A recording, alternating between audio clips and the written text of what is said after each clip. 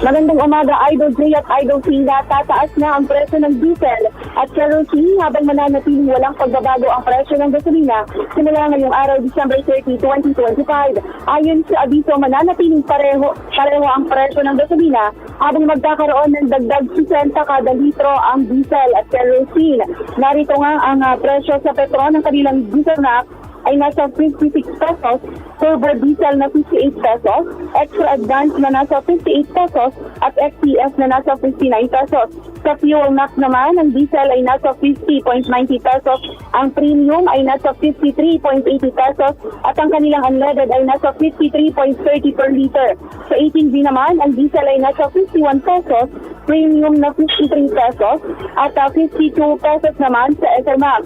Samantala sa SR Taro ay naman, nasa 50.50 pesos ang kanilang diesel, premium na 53 pesos habang ang kanilang Supreme ay nasa 52.30 pesos kada litro. Sinabi ng DOE na ang global oversupply, mahinang demand at umiiral na geopolitical tensions bilang mga salik sa galaw ng presyo ng langis sa pandaigdigang merkado. At pinapayuhan ng publiko o yung mga motorista na maganda sa inaasang dagdag presyo pa at manatiling updated sa mga susunod pang anunsyo mula sa mga fuel retailers. Para sa oil price update, ako si Idol Shelby Gagarin. Idol! IFM News, Presyo Petrolyo.